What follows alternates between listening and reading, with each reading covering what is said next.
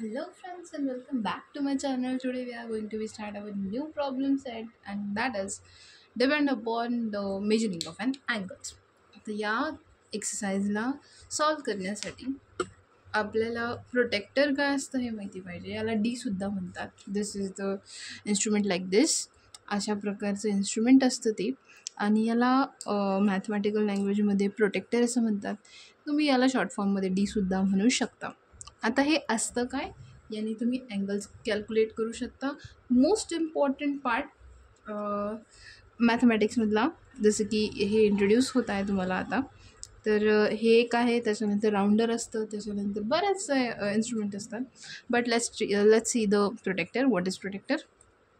आता प्रोटेक्टरची ही जी डायग्राम आहे ही लक्षात घ्यायला पाहिजे आपण. हे सेम या पद्धतीचं असतं. ही एक छोटीशी डायग्राम इथं दिलेली आहे. आता ही काय आहे आधी हे समजून घेऊया, मग त्याच्यानंतर आपण एक्सरसाइजकडे वळूया. तर दोन्ही साईडनी स्केल्स असतात. अशा पद्धतीचं हे जे प्रोटेक्टर आहे लाईक दिस. इकडच्या साईडनी स्केल आहे, इकडच्या साईडनी स्केल आहे. स्केल म्हणजे काय? मार्किंग लाईक दिस. इथं झिरोपासून काउंटिंग चालू होते. 0, 10, 20, 30, 40, 50, 60, 70, 80, 90, 100, 110. तर याच्यामध्ये आपल्याला बघायचं आहे की इथे 180पर्यंत हा अँगल असतो. आपण मेजरमेंट जी आहे ती 180 डिग्रीपर्यंत करू शकतो.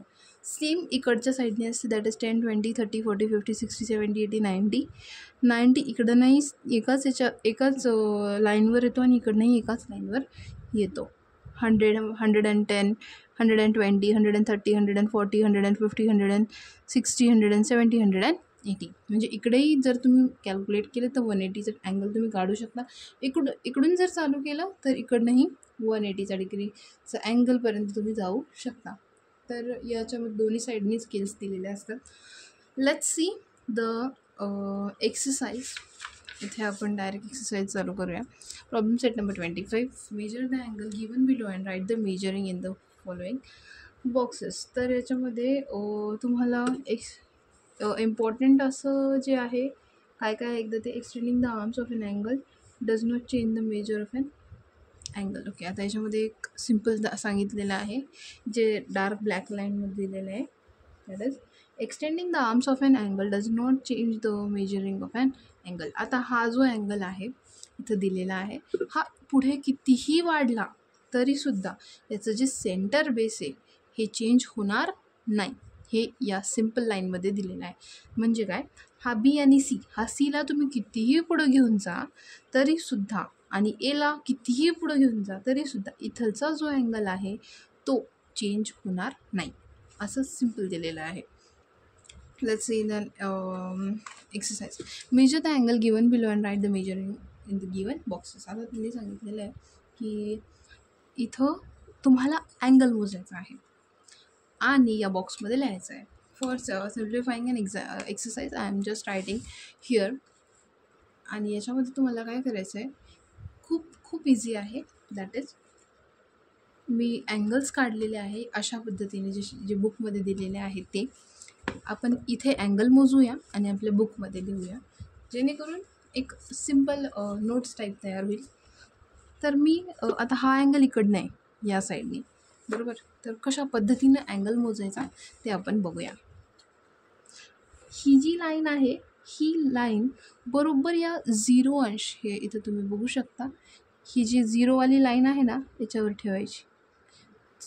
जो बेस आहे तो, ठीक आहे.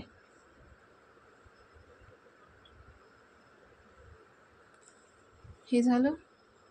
त्याच्यानंतर आता ही लाईन पुढं कोणत्या नंबरवर जाते. आता इथपर्यंत ठीक आहे. म्हणजे काय, इकडच्या साईडने आपला अँगल आहे, ठीक आहे. म्हणून मी इकडचा 0 कॅल्क्युलेट करणार. ओके, का बरं? कारण की आपला जो अँगलचं जे तोंड आहे हे इकडच्या साईडने ओपन झालेलं आहे, म्हणून मी इकडचा 0 कॅल्क्युलेट करणार. 0, 10, 20, 30, 40. म्हणजे आपला अँगल किती नंबरचा झाला? 40. मग मी इथं जे आहे 40 डिग्री म्हणजे छोटंसं 0 इथं वरती लिहू शकता तुम्ही. याला म्हणतात 40 डिग्री, 40 अंश मराठीत म्हणतात. Next example. आता मी जी आहे ना मी हीच लाईन घेते, ठीक आहे.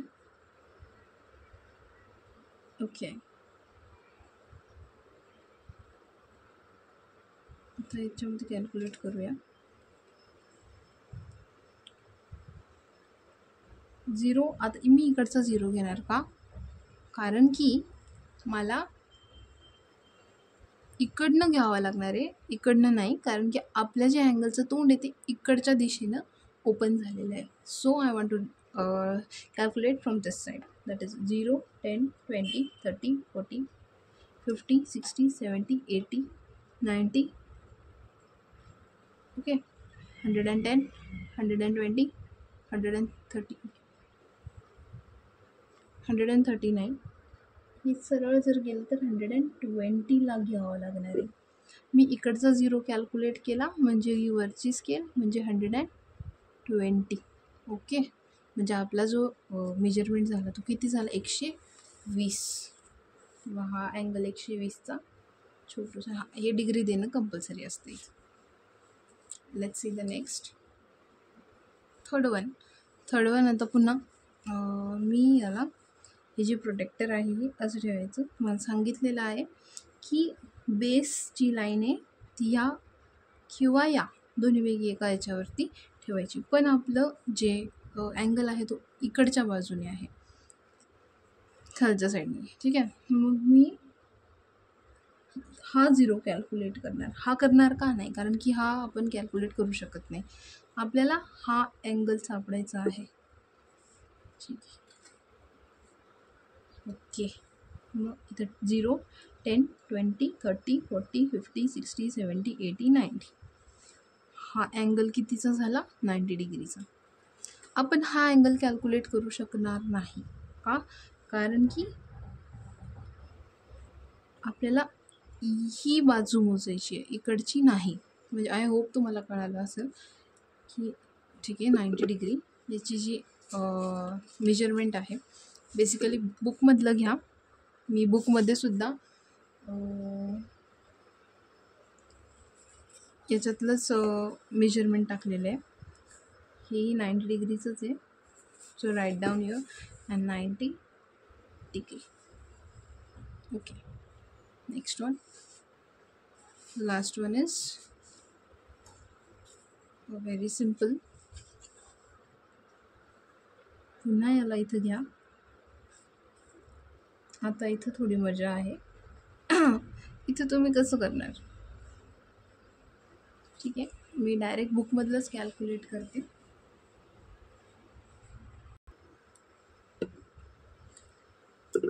इथं हा 0 मी घेणार, 10, 20, 30, 40, 50, 60, 70, 80. ओके, आता 80च्या वरच्या ज्या छोट्या छोट्या बारीक लाईन्स आहे इथं मला त्या कॅल्क्युलेट करावं लागणार आहे, कारण की हा जो ॲरो आहे हा पुढं गेलाच नाही.